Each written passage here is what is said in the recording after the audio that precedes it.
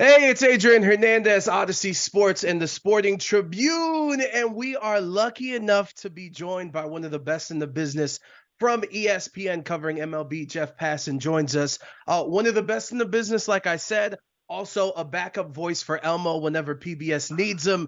Jeff, you'll be on Baseball Tonight this weekend after the MLB London series, and of course, Baseball Tonight before Sunday Night Baseball. But since it's your first time on the show, and if we get a team, you might be joining us more often. How are you, my friend? I'm doing great. How are you, Adrian? We're doing good, and I'm gonna apologize for the weird comparison, but for all of us here in Las Vegas, it basically feels like we're the girl that didn't know the guy that we were talking to was married, and we're on the strip, and the married couple's having an argument, and we're just here. And in the case of the couple, it's A's ownership in Oakland. Is that a good description on what the hell's going on right now? I thought you were going to say we didn't realize that we were dating someone who was committing all sorts of crimes. But yeah, I mean, I think yours is probably more apt.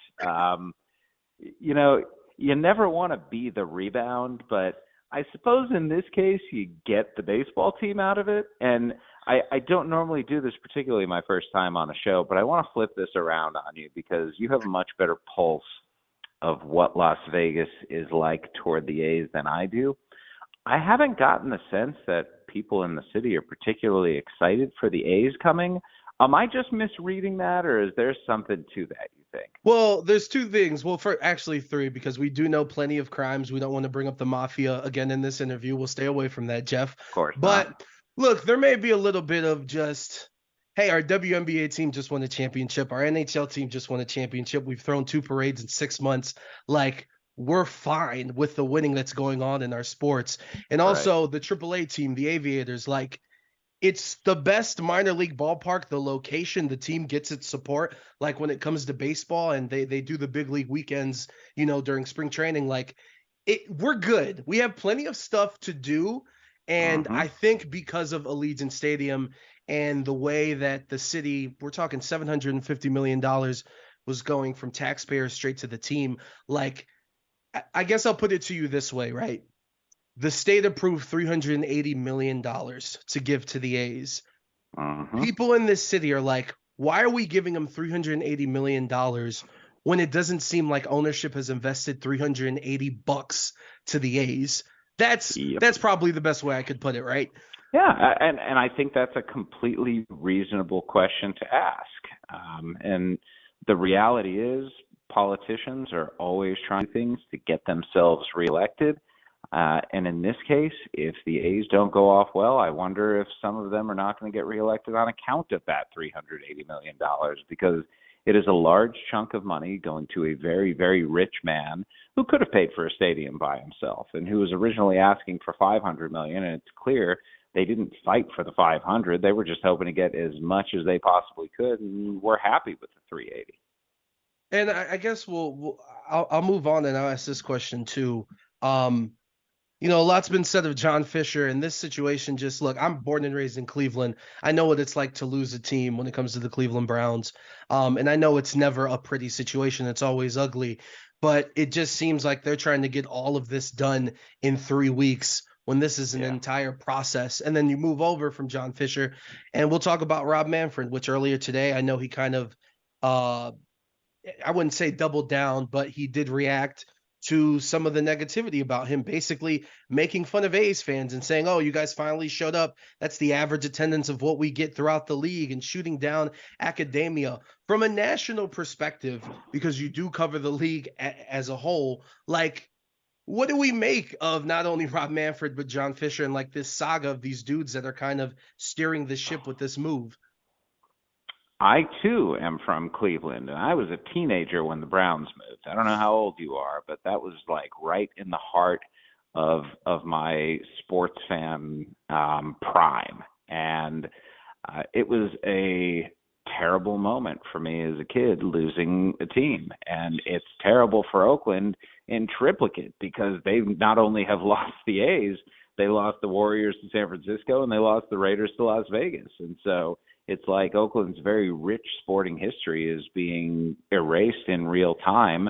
And, there's a group of people who I think sometimes rightfully look at this like a cabal. And major league owners, there aren't a whole lot of them. They're all extraordinarily rich. And Rob Manfred is their spokesman. He is their flak jacket. He is their protector. And that's why he's paid tens of millions of dollars a year to go out and do the dirty work. And what has been done here with the A's was dirty work. Now, I'm not going to look at the A's situation and absolve the politicians on the Oakland side, because the lack of urgency there with the clear motivation that John Fisher had to move to Las Vegas was obvious and was problematic and contributed to the A's moving. But I think the reality is, if the A's wanted just a stadium on a 9-acre parcel and not an enormous development surrounding it like they were proposing with the Oakland City Council, they could have gotten that done in Oakland, and they could have gotten $380 million for it. I think, very simply, John Fisher just wanted to move to Vegas.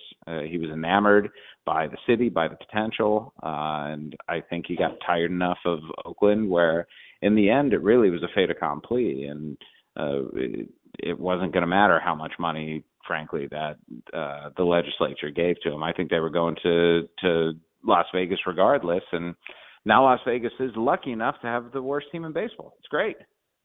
Thank you, Jeff. Thank you so much. Could I ask you, and I don't know if there's even an answer to that, so I apologize, but why does it seem that the A's are so hell-bent on Vegas when you have so many different cities, even in the West Coast? I know you got Charlotte, Portland, and many other cities that would also take a team. Why does it seem that they're so hell-bent to be here in Las Vegas?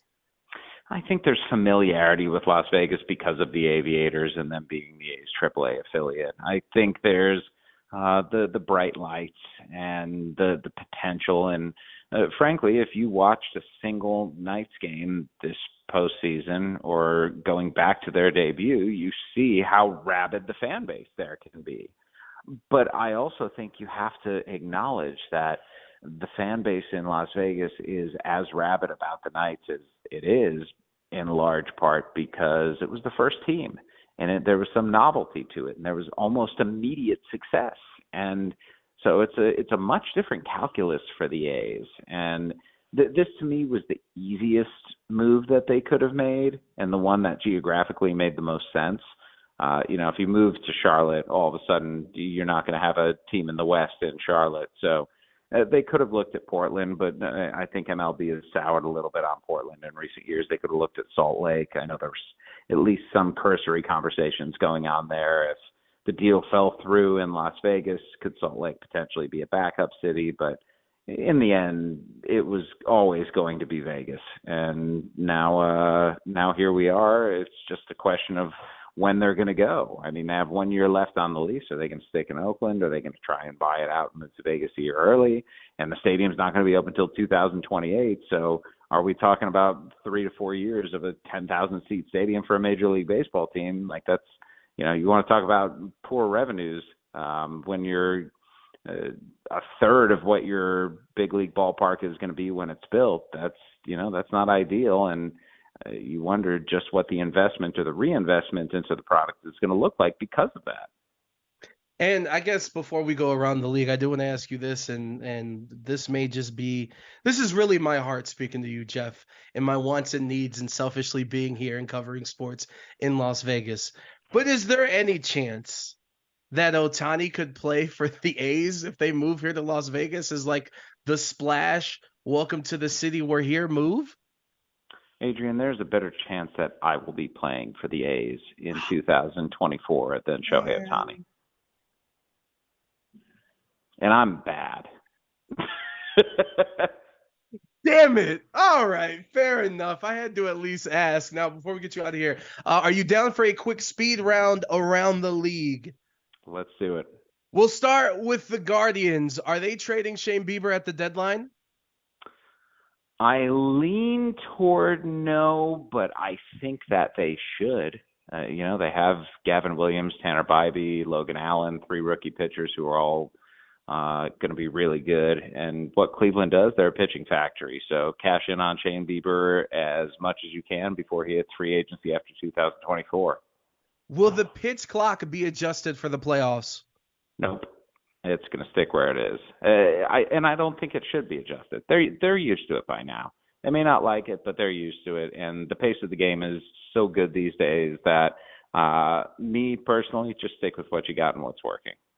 More likely to turn it around, the Mets or the Padres? Padres. The Mets, I keep wanting to see a spark or something from the Mets.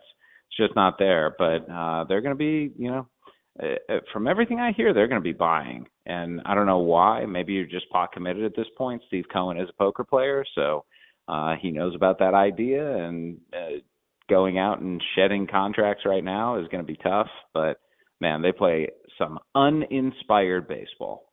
And lastly, the Marlins, the Reds, the D-backs, or the Orioles. Which one of these improbable teams do you have the most stock in? I like the Orioles the best out of those teams, but pardon me. I'm sorry. I'm just getting so caught up with the idea of those four teams actually being good. I like the Orioles best, but to win the division, I think Cincinnati, actually. I still have faith in the Dodgers, even though I think the Diamondbacks are a playoff team. And I think the Rays are going to finish ahead of the O's. So by default, that leaves Cincinnati.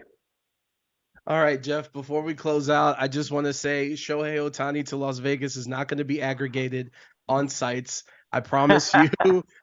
Thank you for joining us for the first time.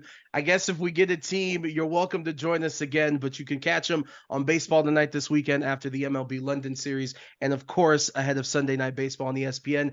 Jeff.